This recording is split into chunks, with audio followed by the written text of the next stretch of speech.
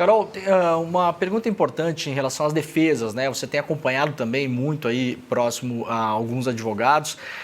A gente tem aí desses que estão com... Daqui a pouco a gente vai rememorar aqui para as pessoas, mostrar às pessoas, né, esse núcleo central que vai ser julgado amanhã, que vai ter a sua denúncia recebida ou não pela justiça.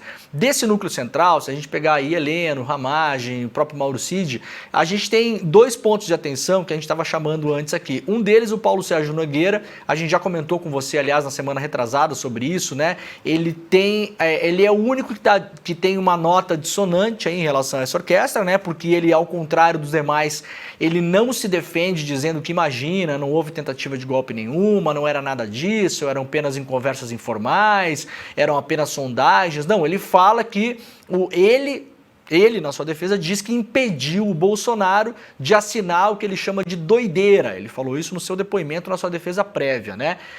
Então, a primeira questão é essa. A segunda é o Mauro Cid. O Mauro Cid tem um acordo de delação premiada assinado, mas vamos lembrar que no ano passado, o Mauro Cid, ele deixou uma porta de saída nessa história toda, que a gente já lembrou outras vezes aqui também, que foi aquele áudio que foi vazado para a imprensa, de uma suposta conversa do Mauro Cid com um amigo, onde o Mauro Cid dizia para esse amigo, supostamente, né, que a Polícia Federal estava pressionando ele a dizer coisas que não aconteceram.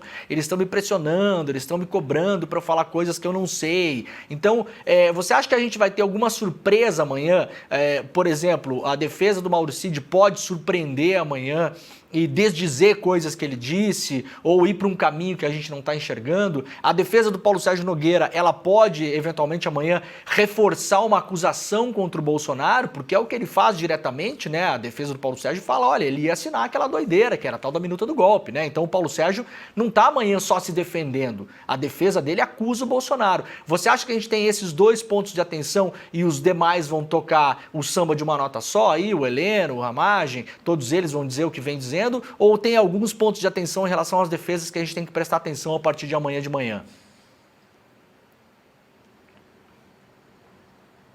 Olha, a minha avaliação é que nesse momento de recebimento de denúncia, de julgamento da denúncia, é muito pouco provável que as defesas destoem do que tem dito até hoje. Então, a defesa do Paulo Sérgio Nogueira vai continuar com a mesma argumentação, a de Mauro Cid também deve apresentar a mesma argumentação. Agora, essa questão da delação premiada do Cid, isso vai ser um dos pontos centrais aqui no julgamento do STF, porque é justamente isso, né? Se a pessoa foi obrigada a realizar uma delação ou se realizou de livre e espontânea vontade, que é o que a lei determina.